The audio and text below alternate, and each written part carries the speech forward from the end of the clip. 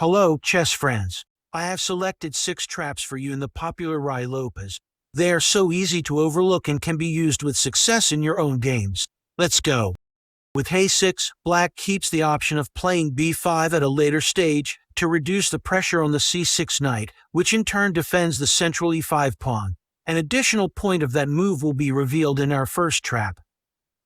After a6, white normally drops the bishop back on a4.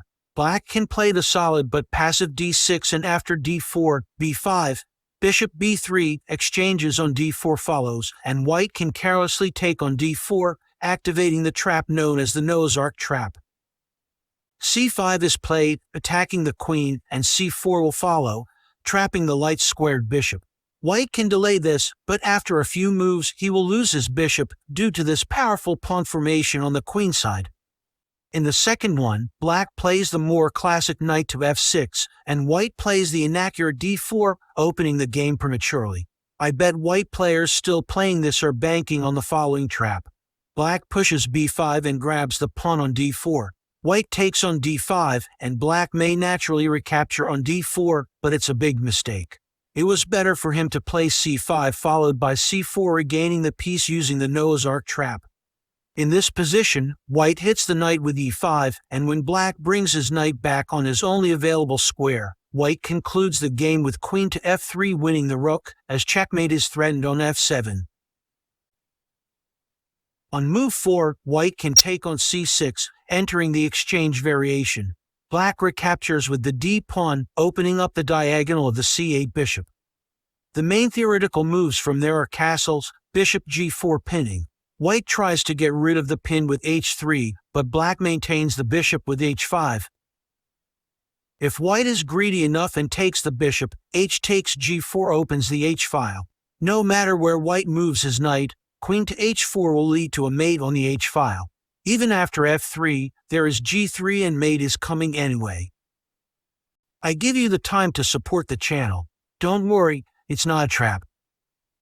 Here, black plays knight f6 instead of a6, going into the so-called Berlin defense.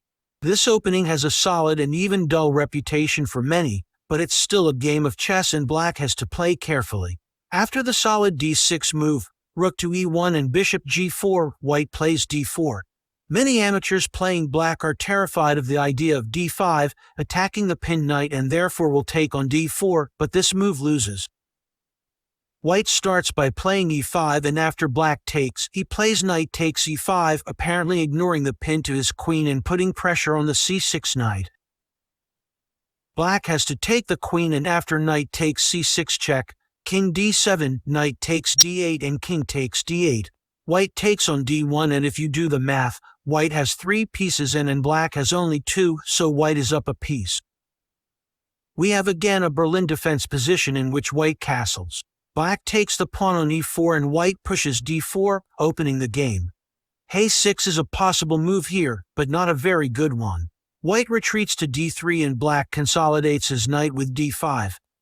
White sets a trap with c4, and after noticing the unprotected pawn on d4, black can blunder and take it with his pawn. White then ends the game with c takes d5, and after queen takes d5 and bishop takes e4, black loses the piece, since queen takes bishop leads to rook e1, pinning and winning. I can't end this video without showing you this last trap. In the same Berlin position, some players may mistakenly take on d4. White takes back, and here comes the blunder with the natural bishop c5, targeting the d4 knight. White punishes this by sacrificing the exchange on e4 and playing queen h5 check, winning the bishop. White ends up with 2 pieces for the rook in the middle game, which is great, and he also has some play against the king in the center. That's all for now. Hope you will be able to implement those traps in your games.